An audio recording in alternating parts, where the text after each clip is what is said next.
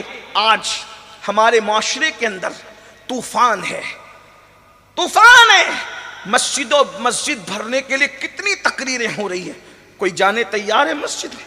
پوری رات کے 2-2 3-3 بجے تک جلسہ سنتے ہیں. عشاء پڑھ کے نہیں آئیں گے جلسے میں، اور جا کے بھی عشاء نہیں پڑھنا اور فجر بھی نہیں پڑھنا.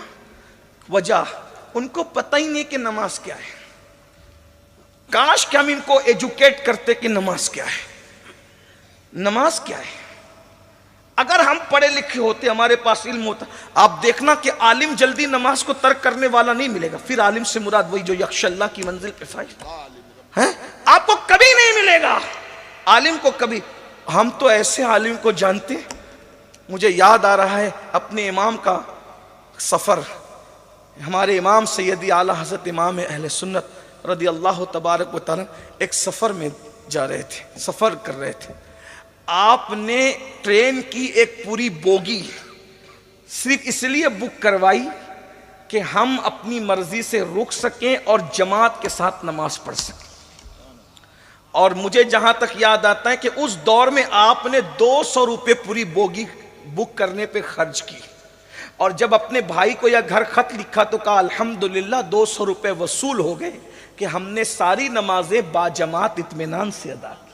سفر میں بھی غور کریں، یہ نماز کی اہمیت، پیسوں کی اہمیت نہیں، نماز کی اہمیت. اس لیے کہ جانتے تھے علم والے پیسے روح نکلنے کے بعد تجوریوں میں دھرے کے دھرے رہ جائیں گے، اور قبر میں جو ساتھ جانے والا ہے وہ انسان کا عمل ہے. اور نماز تو وہ عمل ہے، اللہ کے رسول علیہ الصلوۃ والتسلیم فرماتے ہیں جب نمازی کو اس کی قبر میں رکھا جاتا ہے اور جب سب چھوڑ کر کے چلے جاتے ہیں تو وہ خوبصورت دلہن کو دیکھتا ہے اور وہ حیرت سے پوچھتا ہے ارے تم کون ہو؟ سب چھوڑ کر چلے گئے، تم کون ہو؟ تو وہ دلہن کہتی ہے میں تیری نماز ہوں. جب میرا وقت آتا تھا تو سب کو چھوڑ دیتا تھا، آج تجھے سب نے چھوڑ دیا ہے، میں دلہن کی شکل میں تیرا دل بہلانے کے لیے آئی ہوں اور قیامت تک تیرا دل بہلاتی رہوں گی، اور جب تو پل صراط سے گزرے گا تو تیرے آگے نور بن بن کر کے میں چلوں گی. یہ نماز. آقا علیہ السلام فرماتے ہیں میں بے نمازیوں سے بیزار ہوں. حدیث اگر پڑھتے ہو تو سن لو. فرماتے ہیں میں محمد بے نمازیوں سے بیزار ہوں. آقا فرماتے ہیں بے نمازیوں کو بھیک بھی مت دو، بے نمازیوں کو زکوٰۃ بھی مت دو، بے نمازیوں کی صحبت میں بھی مت بیٹھو. اس لیے حضرت ابو ہریرہ کا ابو ہریرہ بے نمازی کی صحبت میں مت بیٹھنا، کیونکہ جہاں بے نمازی بیٹھتا ہے اللہ اس پر آسمان سے لعنت نازل کرتا ہے. فرمایا بے نمازی بدبخت بھی ہے، بے نمازی محروم بھی. زبان رسالت جسے محروم کہہ دے اس کو کون عطا کر سکتا ہے؟ آج کہتے ہو پریشان ہے، کیوں؟ محروم ہو گئے. آج کہتے ہو سب کچھ ہے مگر سکون نہیں ہے، محروم ہو گئے. آج کہتے ہو بچیوں کو رشتے نہیں، محروم ہو گئے. روزی میں برکت نہیں، محروم ہو گئے. بیماریوں نے گھر دیکھ لیا، محروم ہو گئے. بے چینی ہے، بے قراری ہے، اضطراب ہے، تڑپ ہے، محروم ہو گئے. یہ محرومی کیوں ہے؟ آقا فرماتے بے نمازی بدبخت بھی ہے، بے نمازی محروم بھی ہے. اور علامہ عبد الرحمن صفوری تو یہاں تک فرماتے ہیں کہ سابقہ آسمانی کتب میں یہاں تک آیا کہ بے نمازی پر بھی لعنت ہے اور اس کے پڑوسیوں پہ بھی لعنت ہے اگر اس کے بے نمازی پن سے وہ راضی رہیں تو. اور اللہ فرماتا ہے اگر میں اپنی رحمت پر نظر نہ کرتا تو میں بے نمازی کی 7 پشتوں تک لعنت کرتا. غور فرمائے. اور آج ہمیں نماز، ہم تو سوچتے ہیں ارے نماز نہیں پڑھیں گے تو کیا مسلمان نہیں رہیں گے؟ میں نے کہا حنفی ہونے کے اعتبار سے تو یہی کہوں گا کہ بے نمازی ڈائریکٹ کافر تو نہیں ہوتا، لیکن اتنا ضرور ہے جب بے نمازی مرنے لگتا ہے تو مرنے سے پہلے ڈر ہے کہ کہیں اس کا ایمان چھین نہ لیا جائے. کہاں ہیں ہم؟ نشے کو ہم پرموٹ کریں.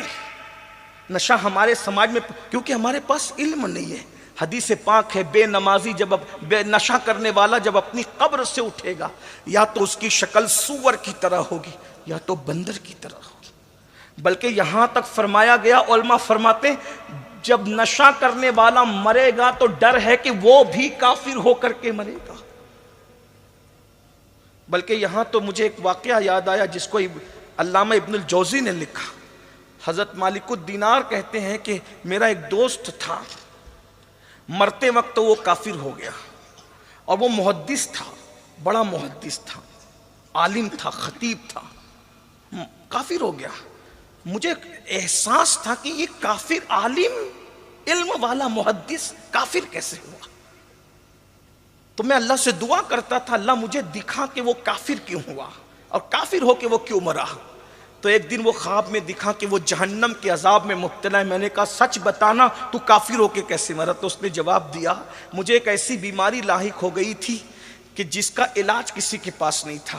تو ایک عیسائی حکیم نے مجھ سے کہا اگر تو سال میں ایک مرتبہ شراب کا ایک کٹورا پی لیا کر تو تیری بیماری دب جائے گی، شفا تو نہیں ملے گا لیکن بیماری دب جائے گی، تکلیف کم ہو جائے گی۔ تو تکلیف کی کمی کے لیے میں سال میں ایک مرتبہ چھپ کر ایک کٹورا شراب پی لیتا تھا۔ یہ ایک کٹورا شراب سال بھر میں ایک مرتبہ بطور دوا پینے کی نحوست ہے کہ جب میں مرا تو کافر ہو کے مرا۔ جو بطور دوا شراب کا ایک کٹورا بطور دوا پی رہا ہے سال میں ایک مرتبہ، تو اتنا بڑا محدث کافر ہو کے مر رہا ہے جو روز شراب پیتے ہیں، جو روز ایم ڈی کا نشہ لیتے ہیں، جو روز طرح طرح کے نشے میں مبتلا ہوتے ہیں، ان کا انجام کیا؟ اور یہ نشے کی لعنت ہے، بیوی کو مار رہے ہیں، طلاق کی شرح بڑھتی جا رہی ہے، شوہر بیوی کا حق ادا نہیں کر رہا ہے۔